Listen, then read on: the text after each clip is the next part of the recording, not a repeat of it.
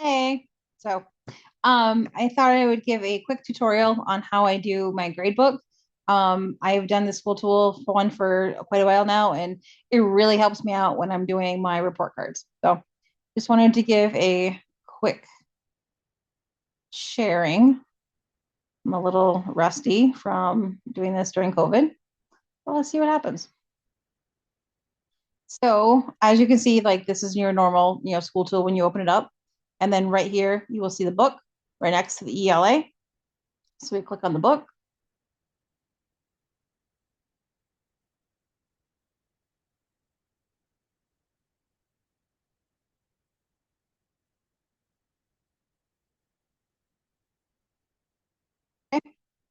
So what we're looking for is gradebook setup.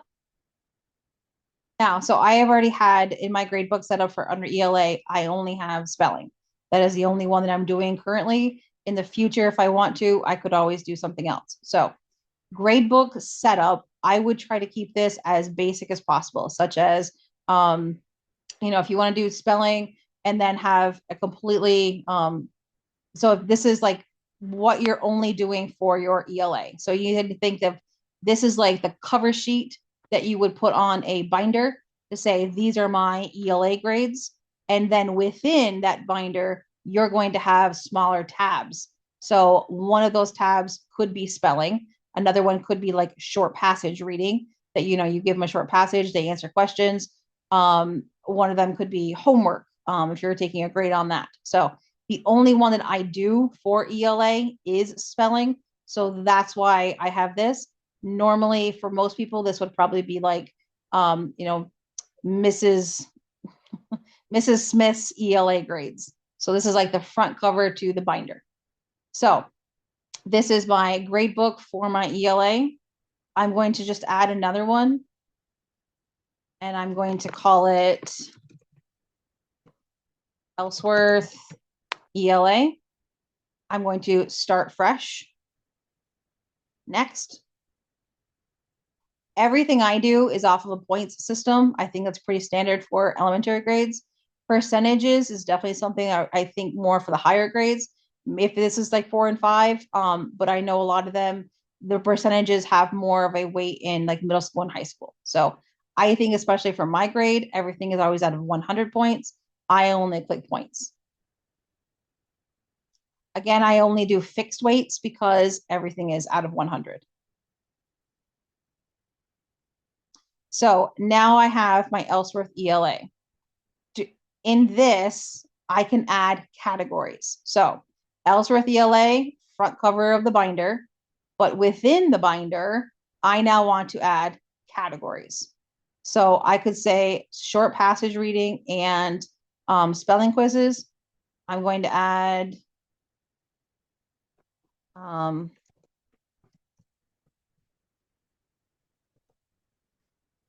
short passages for the state test. Add that category in. These are what are going to show up on the piece of paper that is now printed for every single child. They will now have these three categories within, sorry, I'm sorry, my fault. Up here. So Ellsworth ELA, my fault. So let's go back to gradebook setup for a second. I apologize. I skipped a step.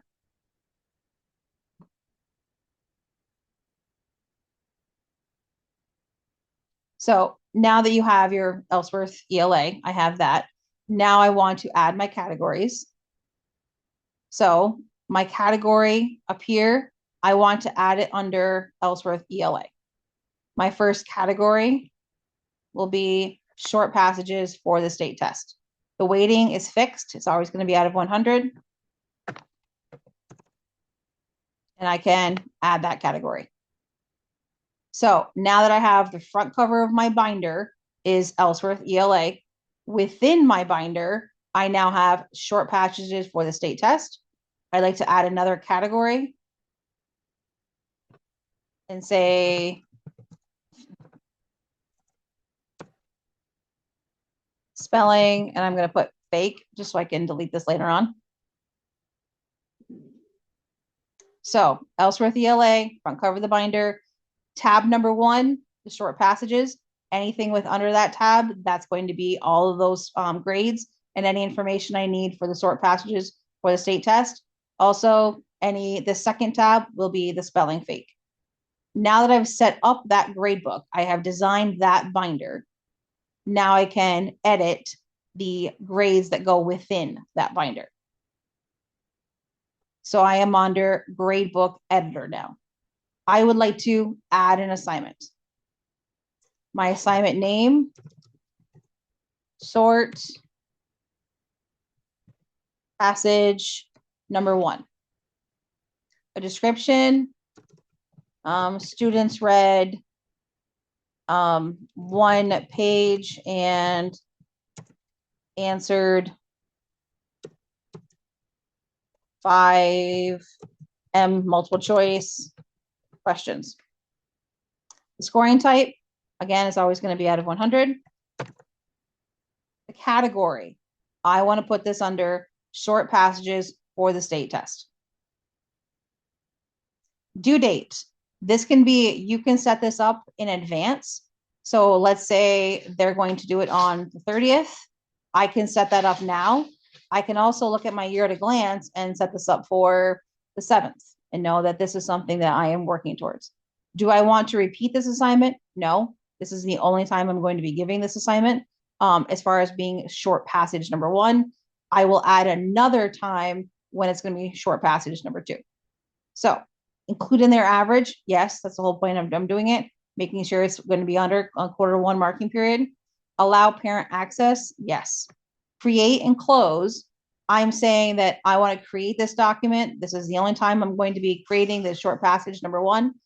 Create and add more. You can set up your entire grade book and all of these assignments.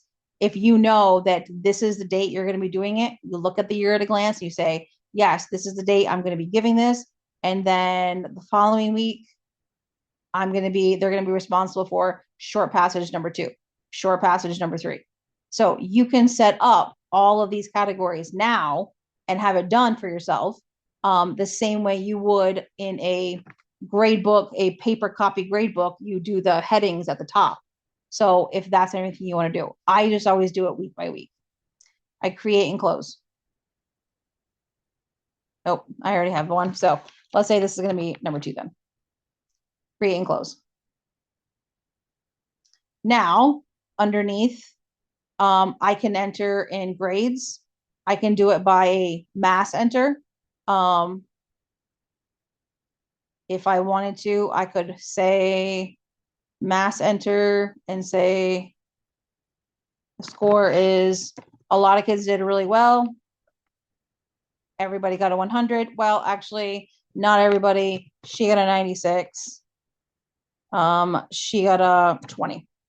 So then I could just go and change those 2 kids. The benefit is now that we see there's more scores, if I click print for this one child, it's going to show me short passages for the state test. It's going to show me her score for that.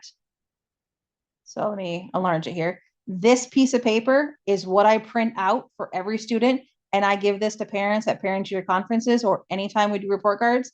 I know some people also give it for a 5-week marking period too. So it gives you what that category was, because the name of your, the grade book report. Okay, so each category that we did, it's going to give you the name of what it was, but then it's going to give you all the scores, and then it's going to average it out for you. So judging by mine already, of course, I have more of a spelling quizzes up for grabs. And then I gave another one for another short passage. I messed up that one before. So this is something that I give to parents. This is the first piece of paper that I give to them. I have one for reading and one for math. That way, when I show them the report card is the last thing that I do, because parents understand numbers. They understand what good scores are. And so when you show them this, let's say this was 20s and 30s and 40s, then it validates why I put a number 2 on her report card for reading. And then any of the other scores for needs improvement. If I'm showing them this and they understand, because like, yeah, I saw that in their red folder. Yep. When then you get to needs improvement, it's not, wait, why, huh? You've already shown them the proof. They can't argue. Nobody can argue numbers like this, especially when it's printed out and it looks so professional like this as well. So, um, if I do, so print by student ID, print by name. You can also, delete these as well.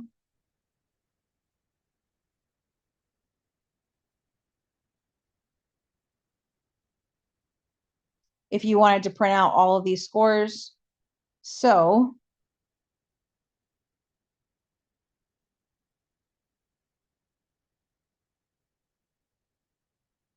yeah, you can also, when you print, only print out a certain selection too. So all the assignment dates. But yeah, again, so this is what I do. There is a way to mass print. This is a new format this year, so I don't remember how to exactly mass print, but so that's ELA. I'd like to go back to up here and click on math.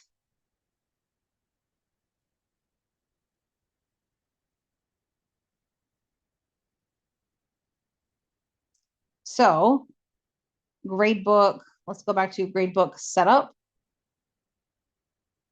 So front cover of my binder for my math is math 2025, 2026. Very, very basic. So let's add a new front cover to the binder. Let's say Ellsworth math. And I'm going to start fresh. Next. Points. I have fixed points, fixed weights. So now that I have my Ellsworth math, that's my fake one. My other one is, of course, my default one. So I managed to click on that. So now I want to add in my categories. Math, this is my one that I have right now. So I'm going to change that to my Ellsworth math. That way I can delete it. So let's say I want fact assessments. My weighting is fixed. It's out of 100 points, and I'm adding a category.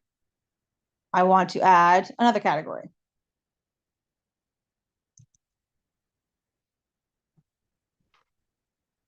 Module. So I'm under my fake account for my Ellsworth, and I have added in these two documents. When I go to gradebook editor,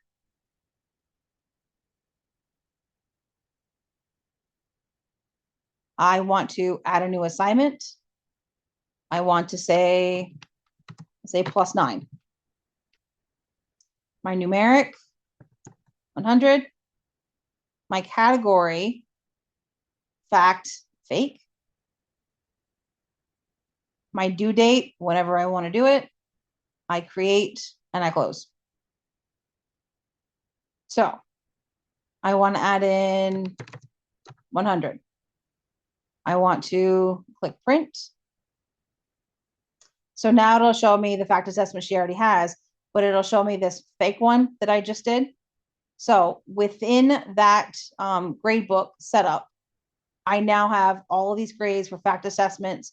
I'm going to delete this one, but then I also have her module test as well. So again, this is so super easy when you want to print this off and show it to parents, because it creates a common language among everybody. And then they notice, okay, we did +1, +2, +3. I did 2 weeks of +3. And it just helps to validate all the scores that you're giving them on their report cards. So I hope this, I know I kind of went fast, but I hope this small tutorial is helpful. And it's one of those things where you do it and then you kind of play around with a little bit. There's a whole bunch of ways to make it. So let me see. Oh, let's go back to sharing. So once you set up, and I wanted to change, you could always also, always change up things. So attributes or score the colors.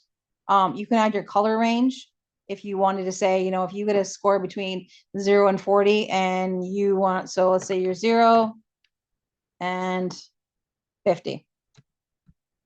And you want that one to be red. You save it. So then gradebook editor. Let's give her a score of 50. Oh, let's give her something else. Give her a score of 30. It's going to show up as your red. So that also helps.